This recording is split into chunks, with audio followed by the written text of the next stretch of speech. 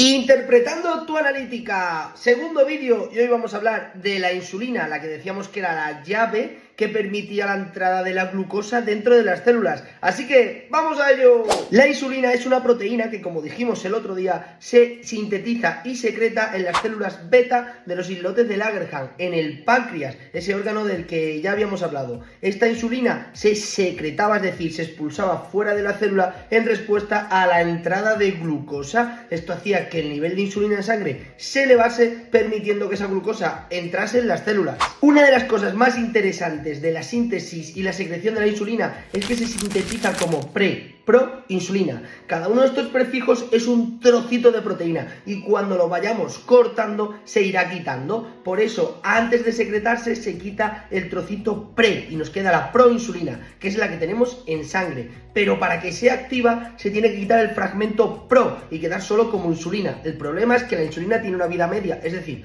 el tiempo que se queda en sangre muy cortito, se degrada muy rápido. Y este fragmento pro es muy interesante porque tiene mayor vida media, resiste más. Es el mítico péptido C. Cuando veamos en una analítica péptido C, se utiliza para pacientes diabéticos tipo 1. ¿Por qué? Reflexionemos. Si el paciente no secreta nada de insulina, tampoco secretará nada de péptido C y podremos saber si es diabético tipo 1 o tipo 2. Como ya dijimos, esta insulina viaja por nuestra sangre abriendo las puertitas de las células para que entre la glucosa. Y uno de los sitios más importantes es nuestro hígado. En nuestro hígado permite la entrada de glucosa y esta glucosa, cuando no se va a utilizar, se almacena en lo que se denomina glucógeno. El glucógeno son muchas glucosas unidas que cuando se necesite se pueden dividir y soltar a la sangre. Por eso, un paciente que no tenga ningún problema con el azúcar puede pasar largos periodos sin alimentarse. ¿Cuándo se va a empezar a utilizar este glucógeno? Pues cuando tengamos grandes periodos de ayuna y el hígado empieza a producir glucosa que se libere y permita que sobrevivan las demás células.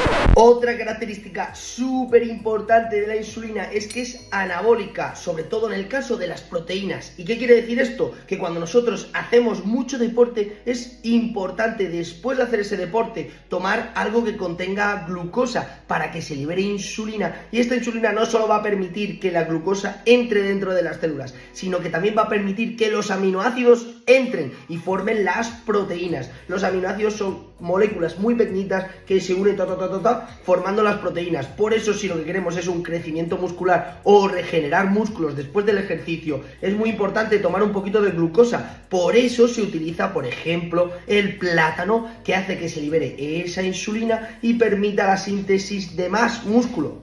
Entonces, en cuanto a las repercusiones clínicas, podemos tener dos casos. Que haya poquita insulina, esto se produce en diabéticos tipo 1 o, como ya dijimos, en diabéticos tipo 2, cuando ya llevan un largo periodo de ese tipo de diabetes, o que tengamos mucha insulina. Esto se llama hiperinsulinismo y se puede producir por la presencia, por ejemplo, de tumores en el páncreas. Estos tumores lo que van a hacer, como pasa siempre, es que crezcan más las células y produzcan mucho más material del que ya hacían, y por eso tendremos ese hiperinsulinismo. Hay veces que este hiperinsulinismo no solo es debido a tumores, es porque hay una pequeña síntesis exacerbada, pero no significa que vayas a tener un tumor por mucho que la insulina esté un poquito elevada. Bueno, pues ya hemos aprendido un poquito más de un biomarcador que se utiliza en las analíticas. Si tienes cualquier duda, házmelo saber y yo te ayudo. ¡Dale like!